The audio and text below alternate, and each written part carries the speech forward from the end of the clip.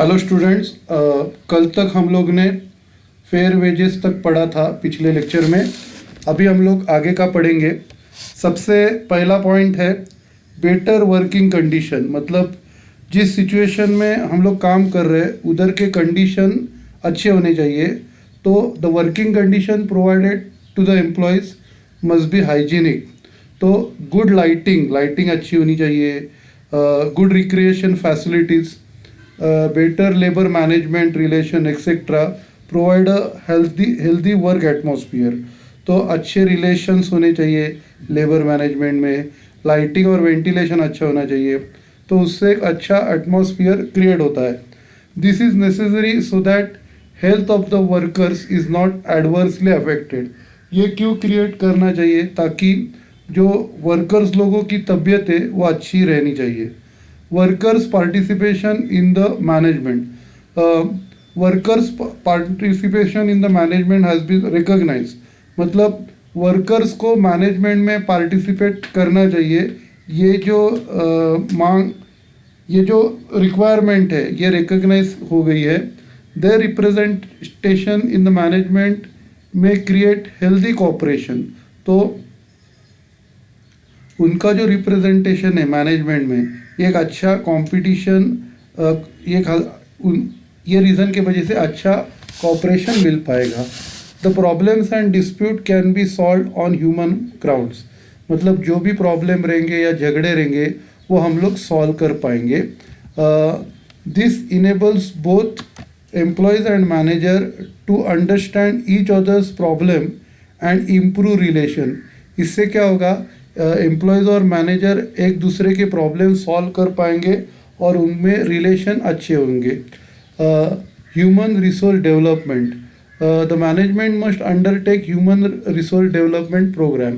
Human resource development program undertake करना चाहिए। Necessary training should be given to the employees to improve their skill. जो भी training चाहिए वो एम्प्लॉयज़ को देना चाहिए उनके स्किल इम्प्रूव करने के लिए। Suitable condition should be created to enable them to use their latest talent like creativity, communication skill, decision making ability etc. तो उनको अच्छे कंडीशंस अपने को क्रिएट करने हैं जिससे वो अपना टैलेंट यूज़ कर पाए, कम्युनिकेशन स्किल यूज़ कर पाए, डिसीजन मेकिंग एबिलिटी ये सब उनको डेवलप कर पाए। ऐसा कंडीशंस अपने को बनाना है। This develops their overall personality which ultimately benefits to the organization। इससे क्या होता है, उनकी टोटल पर्सनालिटी डेवलप होती है और उससे ऑर्गेनाइजेशन को ही फ़ायदा होता है। अगला पॉइंट है job satisfaction. Business enterprise must provide challenging and interesting job opportunities to the employees. तो बिजनेस एंटरप्राइजेस को चैलेंजिंग और इंटरेस्टिंग जॉब अपॉर्चुनिटीज़ प्रोवाइड करनी है एम्प्लॉयज़ लोगों के लिए। If jobs are routine and less challenging then it brings boredom and it may lead to labour turnover and absenteeism. तो अगर रूटीन नेचर के होंगे और वो चैलेंजिंग नहीं होंगे तो एम्प्लॉयज़ को बोर लगेगा और उससे अपना लेबर का टर्नओवर बढ़ेगा। मतलब बहुत लोग छोड़ के जाएंगे, बहुत नए आएंगे और उसके वजह से एब्सेंटिज्म भी लेबर्स लोगों में होगा। तो इधर तक पढ़ के लो आप।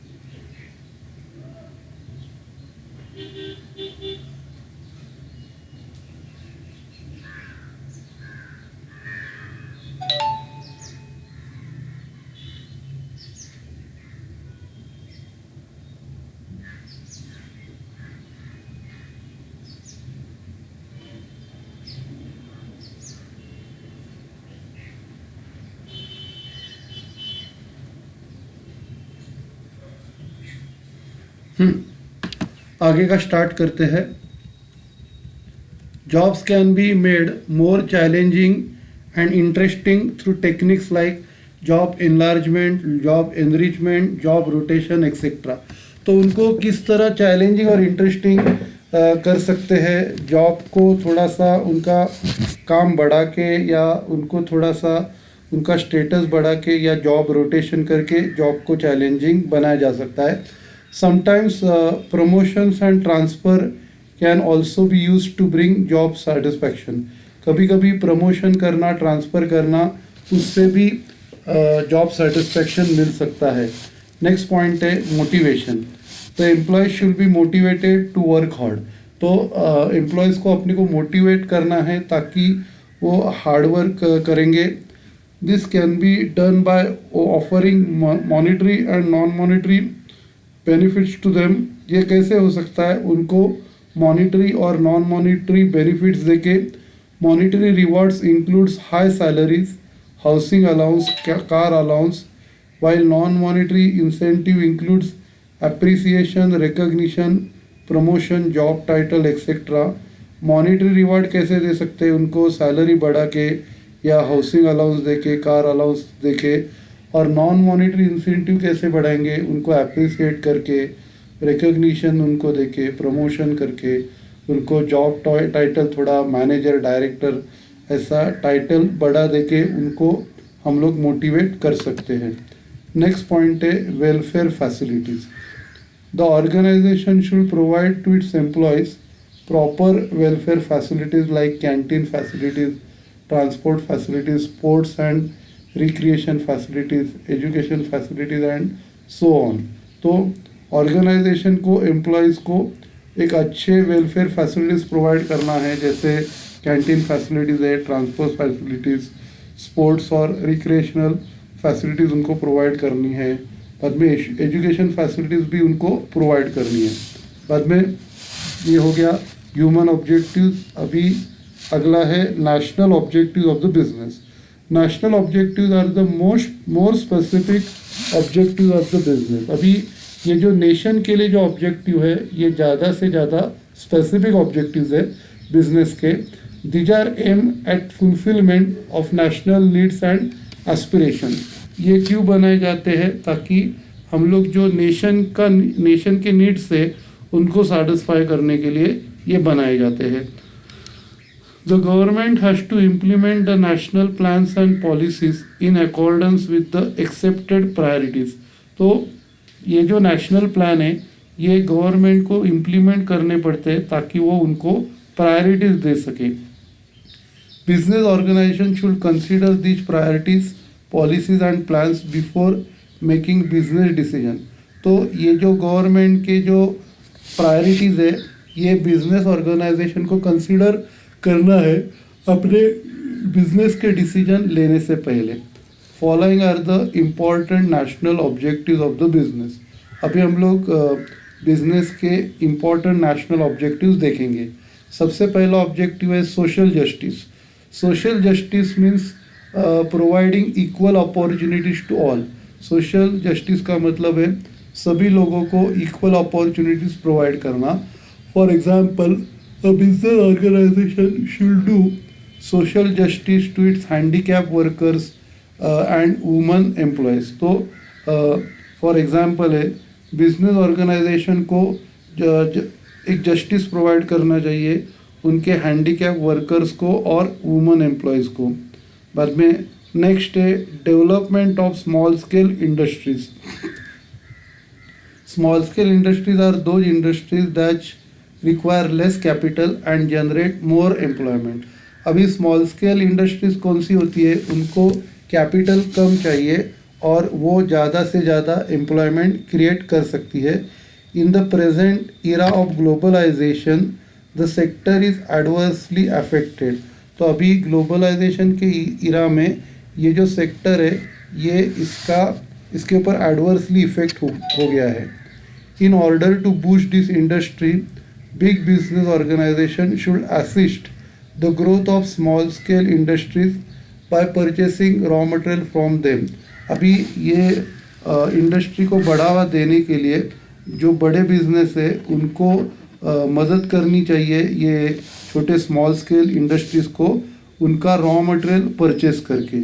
ओके, तो आप इधर तक पढ़ के लो।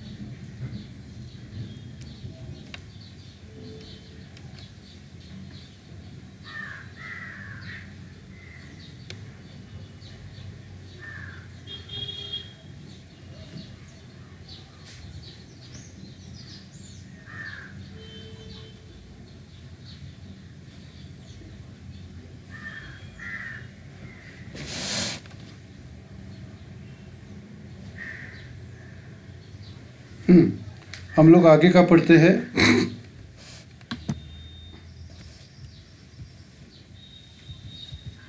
अगला पॉइंट है self sufficiency. Every business organisation should make use of available natural resources and human resources for economic development. सभी बिजनेस ऑर्गेनाइजेशन को अपने पास जितने भी नेचुरल रिसोर्सेज अवेलेबल है, नेचुरल और ह्यूमन रिसोर्सेज, वो इकोनॉमिक डेवलपमेंट के लिए यूज़ करने हैं।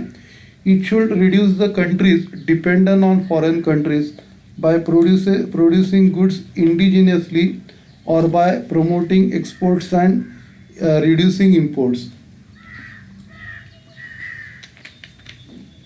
तो उनको जो कंट्रीज फॉरेन कंट्रीज़ के ऊपर डिपेंडेंट है, तो उनको अपने खुद के गुड्स बना के उनको एक्सपोर्ट प्रमोट करना चाहिए और उनको इंपोर्ट रिड्यूस करना चाहिए। तो लोगों को अपने को ज़्यादा से ज़्यादा अपने इंडिया के गुड्स यूज़ करने को लगानी चाहिए। बाद में production as per national priorities. Business organisation should make efforts to provide the basic requirement of life, that is food, clothing and shelter at reasonable prices. Business organisation को efforts लेने हैं ताकि वो लोगों को बेसिक रिक्वायरमेंट जैसे food है, clothing है, शेल्टर है, ये रीजनेबल प्राइजेस में लोगों को प्रोवाइड करने को आना चाहिए. In other words, every business organisation should set its objective after considering national priorities. तो दूसरे शब्दों में, कौन से भी बिजनेस ऑर्गेनाइजेशन को अपने ऑब्जेक्टिव सेटअप करके नेशनल प्रायोरिटीज़ को ध्यान में रख के ऑब्जेक्टिव सेट करने चाहिए. Secondly, effort should be made to reduce the nation's dependence on foreign countries. दूसरा ऐसा है कि अपने को एफर्ट ऐसे लेने हैं कि अपने को फॉरेन कंट्रीज़ के ऊपर ज़्यादा डिपेंड नहीं होना चाहिए. This could be done bye undertaking production indigenously, promoting exports and reducing imports. तो यह ऐसा कैसे कर सकते हैं, जब हम लोग इंडिया का प्रोडक्शन ज़्यादा से ज़्यादा बढ़ाए, एक्सपोर्ट्स को प्रमोट करें और इम्पोर्ट्स को रिड्यूस करें. फिर नेक्स्ट पॉइंट है सोशल वेलफेयर. बिजनेस ऑर्गेनाइजेशन में ऑल्सो सपोर्ट डायरेक्टली और indirectly welfare scheme in the society. तो बिजनेस ऑर्गेनाइजेशन को डायरेक्टली या इनडायरेक्टली वेलफेयर स्कीम को सपोर्ट करना चाहिए. Business organisation adopt welfare scheme, that is adopting schools in backward areas, मतलब backward areas में स्कूल बनाना, providing funds for rural development के लिए फंड्स प्रोवाइड करना, such as construction of roads. बाद में रूरल डेवलपमेंट के लिए फंड्स प्रोवाइड करना, जैसे रोड्स कंस्ट्रक्ट करना है, इरिगेशन करना है, ऑर्गेनाइजिंग हेल्थ कैंप. ये सब एक्टिविटीज़ में बिजनेस ऑर्गेनाइजेशन को पार्टिसिपेट करना चाहिए. बाद में नेक्स्ट पॉइंट है development of backward areas. Business organisation can contribute towards development of backward areas of the nation. Business organisation को बैकवर्ड एरियाज के डेवलपमेंट में कंट्रीब्यूट करना चाहिए. This can be done by setting up industries in such areas. ये कैसे possible है, उन areas में इंडस्ट्रीज सेटअप करके ये हो सकता है. Also financial and technical assistance can be provided two units in such backward areas. और उनको फाइनेंशियल और टेक्निकल असिस्टेंस प्रोवाइड करके भी ये हो सकता है. The government too encourages the development of backward areas by providing lots of incentives such as tax holidays, low rates of taxation, tax exemption and so on. Government भी इनको इनके development को इनकरेज करता है. उनको इंसेंटिव जैसे incentive दे के, जैसे टैक्स हॉलीडे है या टैक्स का रेट कम है, बाद में टैक्स एग्जम्पशन है, ये सब प्रोवाइड करके बैकवर्ड एरियाज का डेवलपमेंट के ऊपर ध्यान देता है. बाद में national integration and communal harmony. Business organisation is referred as a corporate citizen. हम लोग बिजनेस ऑर्गेनाइजेशन को कॉरपोरेट सिटीजन करके मानते हैं. Therefore they should work for national integration and communal harmony. मतलब लोग इकट्ठा रहे, इसके लिए बिजनेस ऑर्गेनाइजेशन काम करनी चाहिए. ओके, इधर तक आप पढ़ के लो.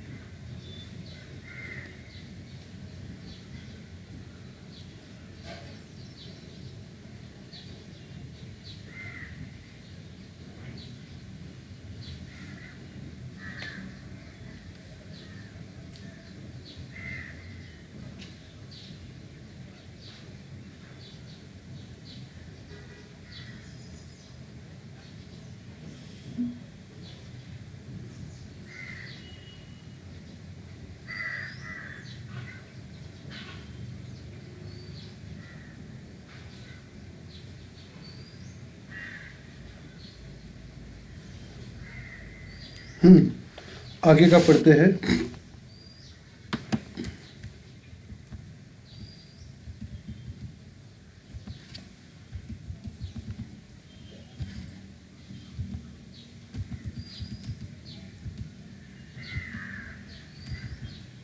अगला पॉइंट है creation of employment opportunities.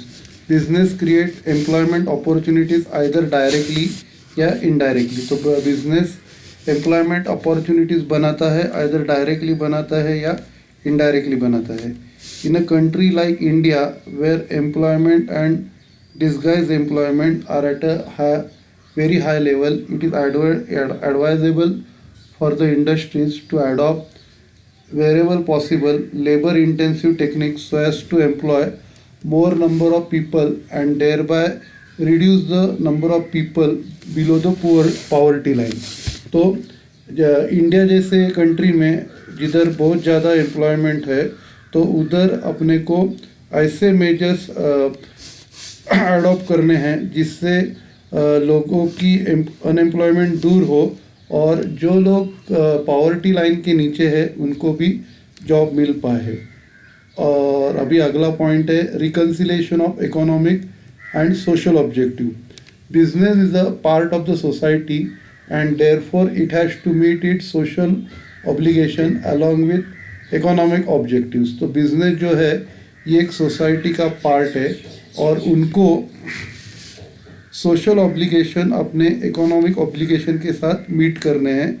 It has to balance its economic and social objectives in order to satisfy the various parties or groups, that is consumers, employees, shareholders, government, suppliers, competitors and society। तो उनको एक balance रखना है उनके economic और social objectives में, जिसमें बहुत सारे ग्रुप्स है जैसे कंज्यूमर है, एम्प्लॉयज़ है, share holders, government, suppliers, competitors and society. The social economic and social objectives can be reconciled as under. सबसे पहला profit and consumer price. An important economic objective is to earn profit. अभी सबसे important economic objective है profit कमाना। This could be done not by charging high price but by increasing efficiency, reducing wastages, putting the available resources to optimum use, innovations etc। तो ये कैसे कर सकते हैं?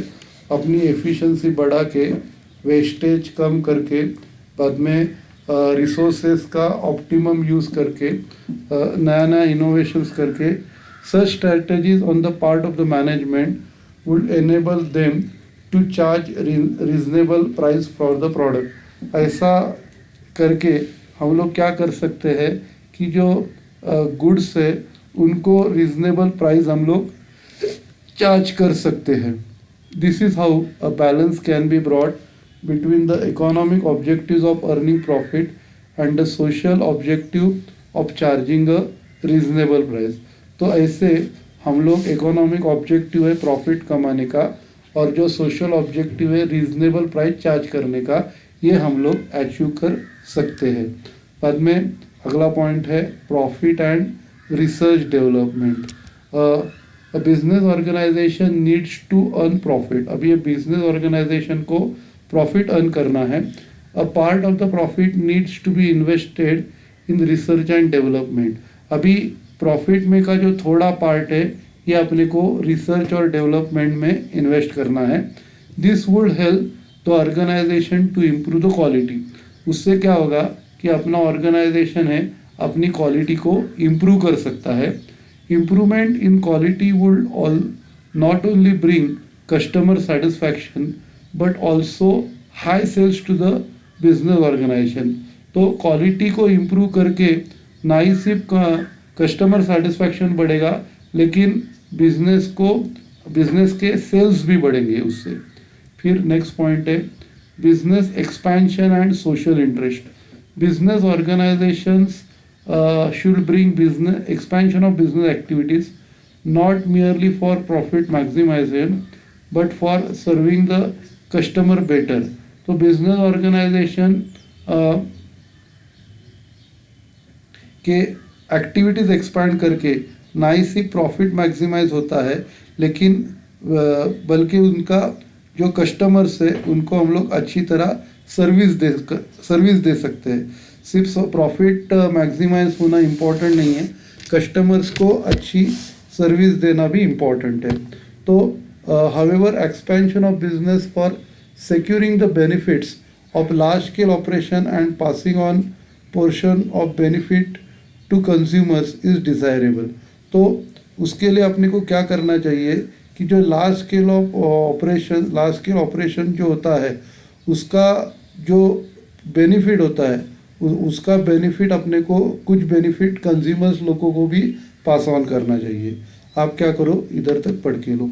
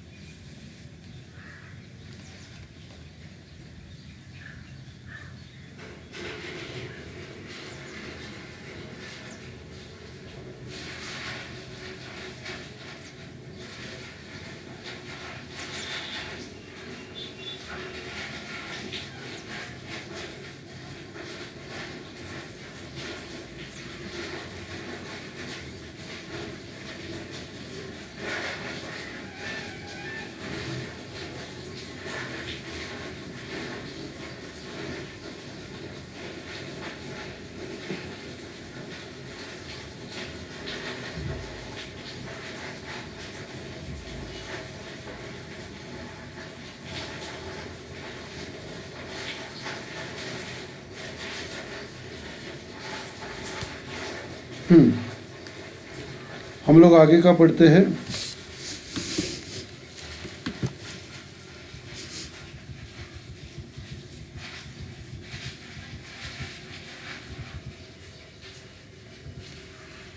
Expansion for generation of employment opportunities is also economically and socially desirable.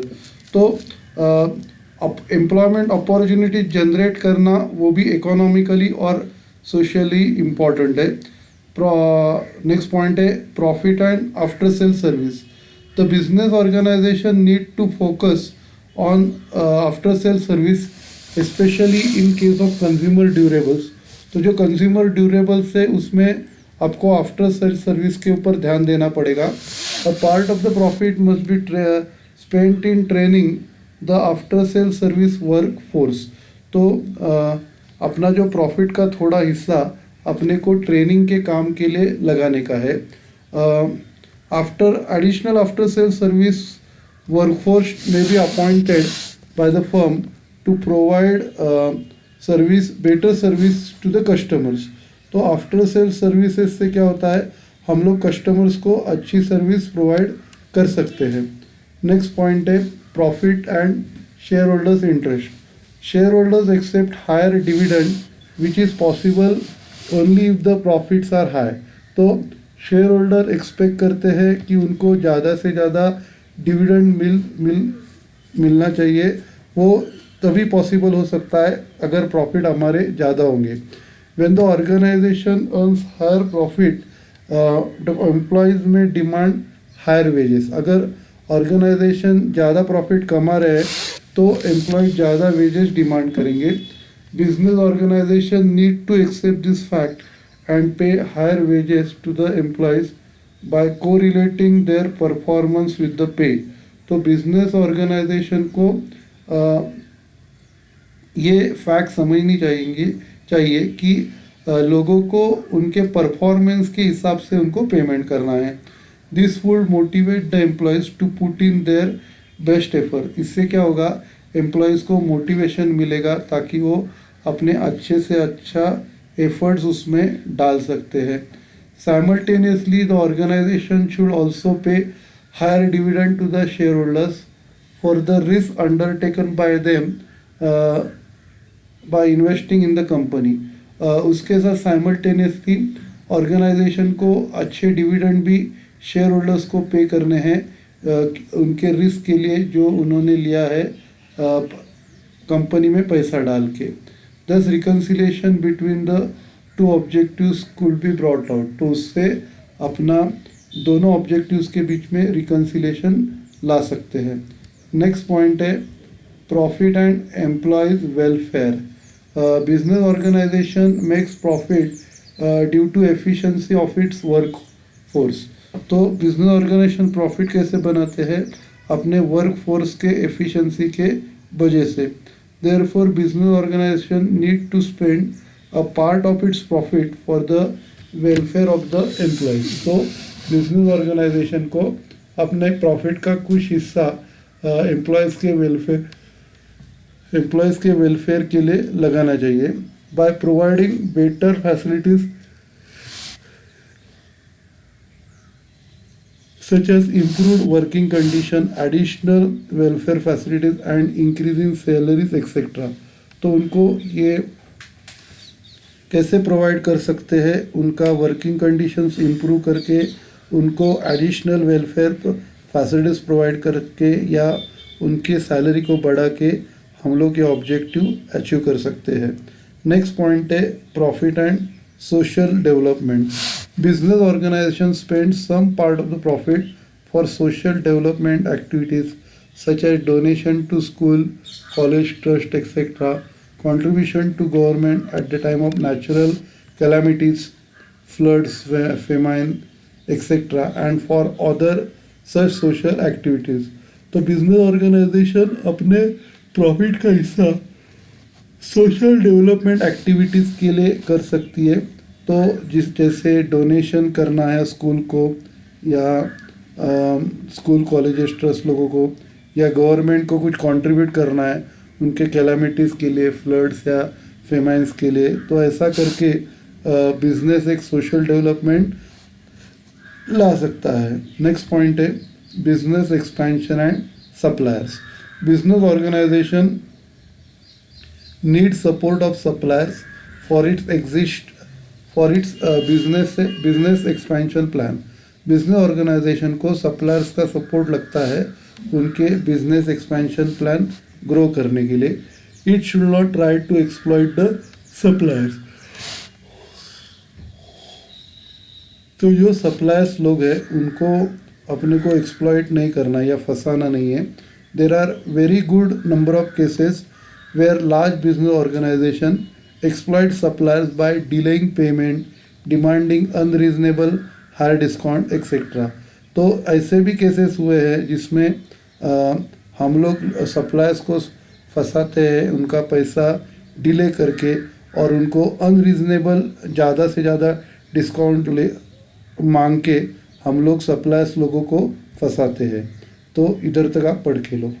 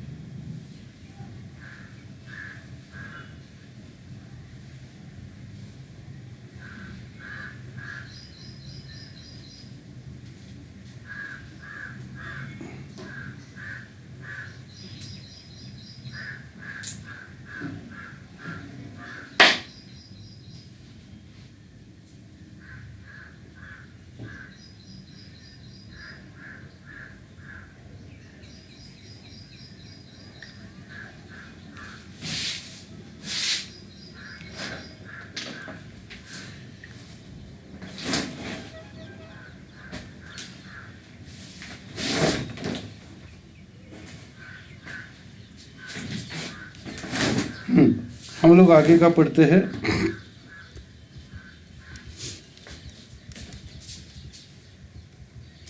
अभी आगे है distinguish between economic and social objectives. अभी सबसे पहला meaning, economic objective relates to financial aspect and are directly related to survival, stability and growth of business. तो economic objectives ये financial aspect से जुड़े हुए हैं और उनका डायरेक्टली जो रिलेशन है सर्वाइवल, स्टेबिलिटी और ग्रोथ से आता है। Social objectives relate to the social responsibility and are directly related to the welfare of different social groups. अभी सोशल ऑब्जेक्टिविटीज़ है जो सोशल रिस्पॉन्सिबिलिटीज से रिलेटेड है और ये डिफरेंट सोशल ग्रुप का वेलफेयर के ऊपर कॉन्सेंट्रेट करता है। नेक्स्ट पॉइंट है coverage. Economic objective include reasonable profit making, in growth, introduction of innovation, reduction in cost of production and marketing, business stability, prestige and recognition। तो इसमें क्या क्या इंक्लूड है? रीजनेबल प्रॉफिट मेकिंग, बाद में ग्रोथ, इंट्रोडक्शन ऑफ इनोवेशन, फिर cost में कम होना, फिर बिजनेस में स्टेबिलिटी, प्रेस्टीज एंड रिकॉग्निशन, ये इसमें इंक्लूड है। सोशल ऑब्जेक्टिव्स में regular and continuous supply of goods, अपना गुड्स का सप्लाई कंटिन्यूस होना चाहिए। रेजिंग सोशल वेलफेयर को रेज करना, बाद में सपोर्ट टू कम्युनिटी, कम्युनिटी को सपोर्ट करना, पोल्यूशन कंट्रोल, पोल्यूशन के ऊपर कंट्रोल रखना, एंड जस्टिस टू इन्वेस्टर्स, जो इन्वेस्टर्स है उनको न्याय देना। कंज्यूमर्स, बाद में तीनों को, इन्वेस्टर्स, कंज्यूमर्स और एम्प्लॉयज़, ये तीनों को न्याय देना, ये सोशल ऑब्जेक्टिव के कवरेज है। बाद में closer to enterprises, economic objectives are closer to the enterprises as they are useful for the supplier. तो जो इकोनॉमिक ऑब्जेक्टिव्स है ये एंटरप्राइजेस के नज़दीक होते हैं क्योंकि ये उनके सर्वाइवल के लिए इसेंशियल है। Social objectives are closer to the society at large as they are useful for raising social welfare। social objectives ये सोसाइटीज़ के नज़दीक होते हैं जिससे वो उनका सोशल वेलफेयर बढ़ा सकते हैं। Economic objectives are treated as primary objectives of the organisation. Economic objectives को प्राइमरी ऑब्जेक्टिव्स माना जाता है, सोशल ऑब्जेक्टिव्स को सेकेंडरी ऑब्जेक्टिव्स माना जाता है। Economic objective has a long history and are universally accepted by business community since long time. इकोनॉमिक ऑब्जेक्टिव को एक लंबा हिस्ट्री है और वो यूनिवर्सली लोगों ने एक्सेप्ट किया है बहुत टाइम से। Social objectives are recent in origin, और सोशल ऑब्जेक्टिव अभी नए के आए हुए हैं लेकिन उनको राइट स्पिरिट में बिजनेस कम्युनिटी ने एक्सेप्ट किया है। बाद में नेक्स्ट पॉइंट है इफेक्ट्स और बिजनेस, इफेक्ट्स और benefits. Economic objectives bring industrial growth and create employment opportunities. Economic objective से इंडस्ट्रियल ग्रोथ होती है और एम्प्लॉयमेंट अपॉर्चुनिटीज बढ़ा सकते हैं। Social objectives raise social welfare and other justice to different social groups. Social objectives के वजह से सोशल वेलफेयर बढ़ता है और अलग अलग सोशल ग्रुप्स को हम लोग जस्टिस दिला सकते हैं।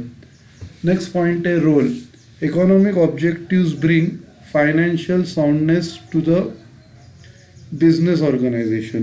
तो इकोनॉमिक ऑब्जेक्टिव्स के वजह से बिजनेस फाइनेंशियली साउंड होता है, मतलब पैसों की कुछ कमी नहीं होती। Social objectives bring social support and recognition to business organisation. Social objective से समाज का सपोर्ट बिजनेस ऑर्गेनाइजेशन को मिलता है। Scope. Economic objectives are limited in scope as they are related to an individual enterprises. Economic objectives का scope बहुत limited है क्योंकि वो सिर्फ एक इंडिविजुअल एंटरप्राइजेस को रिलेट करता है। सोशल ऑब्जेक्टिव्स का स्कोप बड़ा है क्योंकि वो डिफरेंट सोशल ग्रुप्स को रिलेट करता है।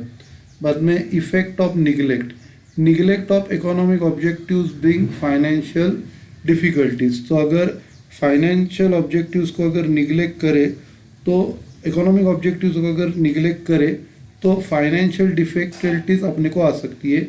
Even the survival of enterprises में कम इन डेंजर, और उससे अपने एंटरप्राइज का सर्वाइवल भी नहीं हो सकता। Neglect of social objectives leads to non cooperation from social groups. तो अगर सोशल ऑब्जेक्टिव्स को निगलेक्ट करे तो अपने को सोशल ग्रुप से कोऑपरेशन नहीं मिल सकता। This may also leads to social criticism and social control. उससे अपने को सोशल क्रिटिसिज्म और से गुजरना पड़ेगा अगर हम लोग सोशल ऑब्जेक्टिव्स को निगलेक्ट करते हैं तो। ओके, तो इधर तक अपना पढ़ के हो गया। सबको गणेश चतुर्थी की शुभकामनाएं। आप एंजॉय करो और साथ में थोड़ा पढ़ाई भी करने का है। Okay, thank you.